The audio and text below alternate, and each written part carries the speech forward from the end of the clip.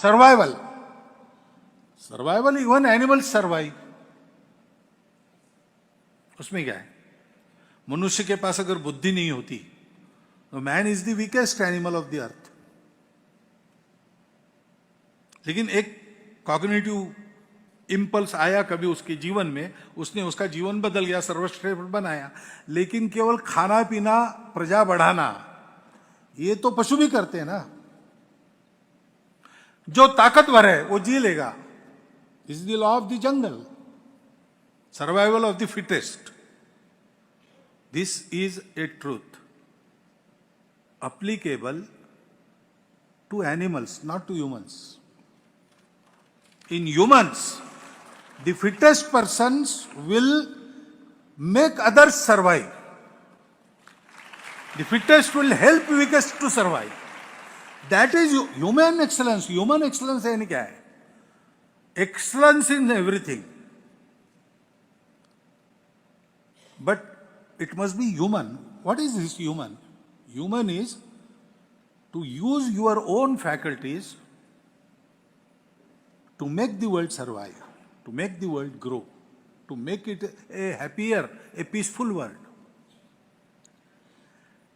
ये मनुष्य की व्याख्या है, उसके जीवन में ये धर्म है। एक ऐसे ही साक्षात्कारी महापुरुष की वाणी मैंने एक दीवार पर लिखी थी। उसमें कहा था कि भारत जरूर उठेगा। अभी अपने आलस्य और निद्रा को त्याग कर हलचल करके भारत बड़ा होगा। बड़ा होने के बाद आधुनिक विज्ञान और अपना परंपरागत ज्ञान, इसका समन्वय करके सारी दुनिया के लिए एक नए युग का सूत्रपात भारत करेगा।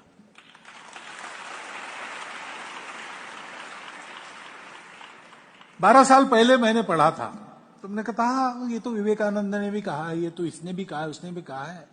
यही एक आशा है जिसके कारण हम लोग सक्रिय हैं, नहीं तो हम भी रोते रोते बैठ जाते हैं।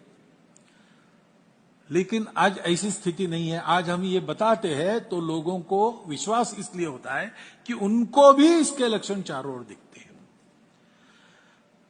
और इसलिए आप सब छात्र छात्रा बंधु भगिनियों का हार्दिक अभिनंदन।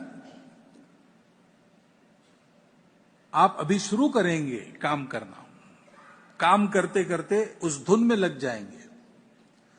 धुन में लग जाने से एक डर होता है, धुन में लगने से एफिशिएंटली काम होता है।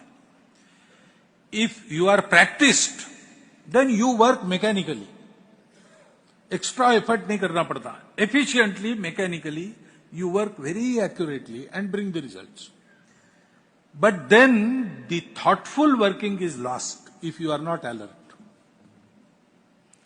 काम करते समय सोचते रहना चाहिए, सोच समझकर काम करना चाहिए।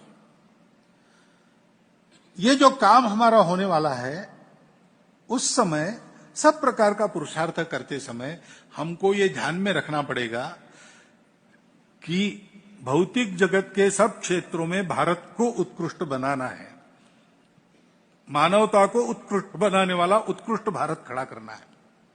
ट्रांसफॉर्मेशन, यह हम सब के लिए बड़ा आनंददायक और आशा का समाचार है कि भारत में अब यह ट्रांसफॉर्मेशन दिख रहा है।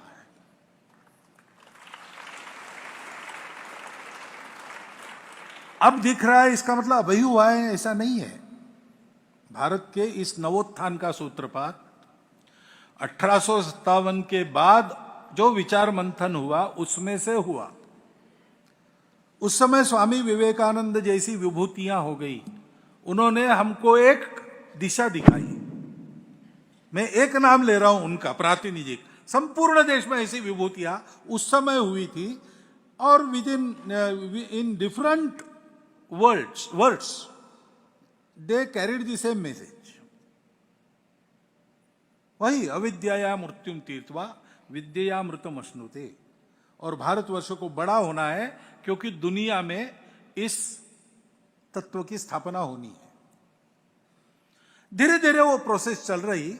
हम सुनते थे कुछ अच्छा होगा, हमको लगता नहीं था, लेकिन आज लगता है क्योंकि ऐसा दिखता है। और आज आप भी ऐसा मानते होंगे कि आज इन 3 घंटों में हमने यहां पर यही देखा है।